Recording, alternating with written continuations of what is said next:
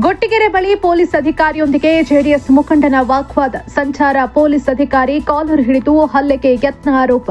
ವಾಹನ ತಡೆದಿದ್ದಕ್ಕೆ ಆಕ್ರೋಶ. ಗೊಟ್ಟಿಗೆರೆ ಮಂಜು ವಿರುದ್ಧ ಗಂಭೀರ ಆರೋಪ.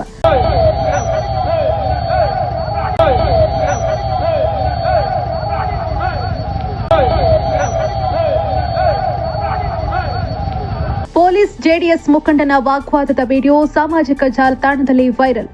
ಬೆಂಗಳೂರಿನ ಗೊಟ್ಟಿಗೆರೆ ಬಳಿ ಸಂಚಾರ ಪೊಲೀಸರ ವಾಹನ ತಪಾಸಣೆ ವೇಳೆ ಜೆಡಿಎಸ್ ರಾಜ್ಯ ಪ್ರಧಾನ ಕಾರ್ಯದರ್ಶಿ ಗೊಟ್ಟಿಗೆರೆ ಮಂಜು ಸಂಚಾರ ಪೊಲೀಸ್ ಅಧಿಕಾರಿಯೊಂದಿಗೆ ಅನುಚಿತವಾಗಿ ವರ್ತಿಸಿ ಹಲ್ಲೆಗೆ ಯತ್ನಿಸಿದ್ದಾರೆ ಅನ್ನೋ ಆರೋಪ ಇದೀಗ ಭಾರೀ ಚರ್ಚೆಗೆ ಕಾರಣವಾಗಿದೆ.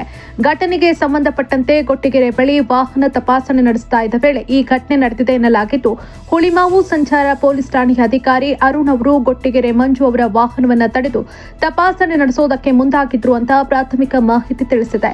ಈ ವೇಳೆ ತಮ್ಮ ವಾಹನವನ್ನ ತಡೆದಿದ್ದಕ್ಕೆ ಗೊಟ್ಟಿಗೆರೆ ಮಂಜು ಅವರು ಆಕ್ಷೇಪ ವ್ಯಕ್ತಪಡಿಸಿ ಅಧಿಕಾರಿಯೊಂದಿಗೆ ವಾಗ್ವಾದ ನಡೆಸಿದ್ದಾರೆ. ಇನ್ನು ವಾಗ್ವಾದದ ಸಂದರ್ಭದಲ್ಲಿ ಪೊಲೀಸ್ ಅಧಿಕಾರಿಯ ಕಾಲರ್ ಹಿಡಿದು ಹಲ್ಲೆಗೆ ಯತ್ನಿಸಿ ದರ್ಪ ಮೆರೆದಿದ್ದಾರೆ. ಈ ಘಟನೆಯ ದೃಶ್ಯಾವಳಿಯ ವಿಡಿಯೋವೊಂದು ಇದೀಗ ಸಾಮಾಜಿಕ ಜಾಲತಾಣದಲ್ಲಿ ಹರಿದಾಡ್ತಾ ಇದ್ದು, ರಾಜಕೀಯ ಮುಖಂಡನ ದರ್ಪಕ್ಕೆ ಸಾರ್ವಜನಿಕವಾಗಿ ವ್ಯಾಪಕ ಟೀಕೆ ಕೇಳಿ ಬರ್ತಾ ಇದೆ.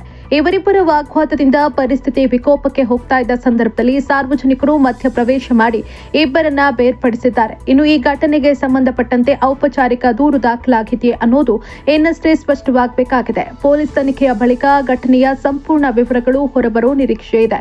ವಾಹನ ತಪಾಸಣೆ ವೇಳೆ ಪೊಲೀಸ್ ಅಧಿಕಾರಿಯೊಂದಿಗೆ ರಾಜಕೀಯ ಮುಖಂಡನ ವಾಗ್ವಾದ ನಡೆದಿರುವುದು ಮತ್ತು ಹಲ್ಲೆಗೆ ಯತ್ನಿಸಿದ ಆರೋಪ ಕೇಳಿಬಂದಿರುವುದು ಇದೀಗ ರಾಜಕೀಯ ವಲಯದಲ್ಲೂ ಚರ್ಚೆಗೆ ಕಾರಣ ಆಗಿದೆ.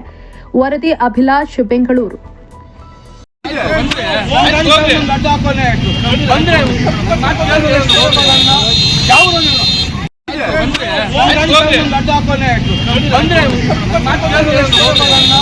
ಯಾವ